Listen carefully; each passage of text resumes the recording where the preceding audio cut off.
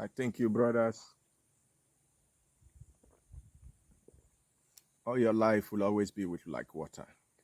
You will never have enemy because when you are like water, everybody needs you. No matter how bad you are, they must need you. And that is how the life of my followers will be. You cannot be something that people will reject. No matter how people hate you, our Creator will love you.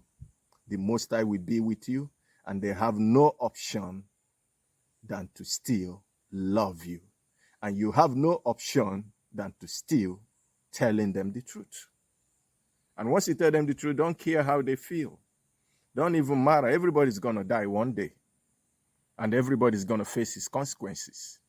But the only thing that gives me joy in life is that whenever I face my consequences and I face my life, I wouldn't say someone made me to do it.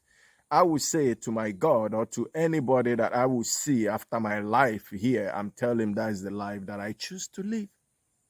And the life I choose to live is nothing but telling the truth and loving people. Hear what this verse says. This is Matthew 18:18. He said, surely I say to you, whatever you bound on earth will be bound in heaven, and whatever you loose on earth will be loose in heaven. I loose my brothers to be free on earth here, and so shall it be loose in wherever my ancestors are, because they have been fighting for a long time. And are bound here on this earth that are marching upon this sound, and are bounded that those people who are holding my brothers in bondage with all their crooked way and their corny way will be exposed. And so shall it be where my ancestors be. They have agreed to it, and so shall it be. So my children will be free. The youth will be free. But one thing I'm pleading to the youth is that they should begin to get their life in order.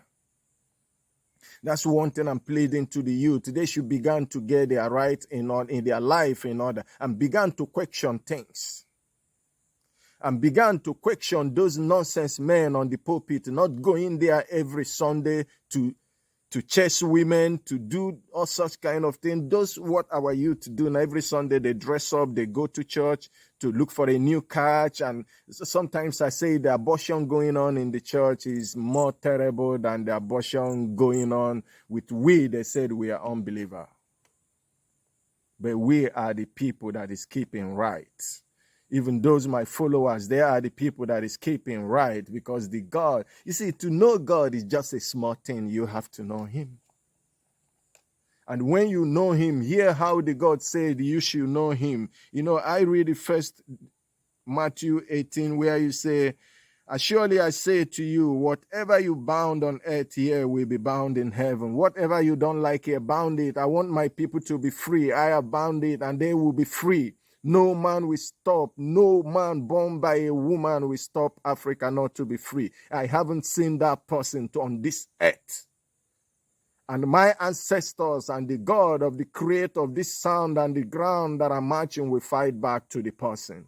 I don't know what will be his end, but my God will decide what will be his end. Let my people be, my leaders, get back to your normal sense and do the right thing. Your children knows how to do things. Get them the first class job first before you giving them to other people.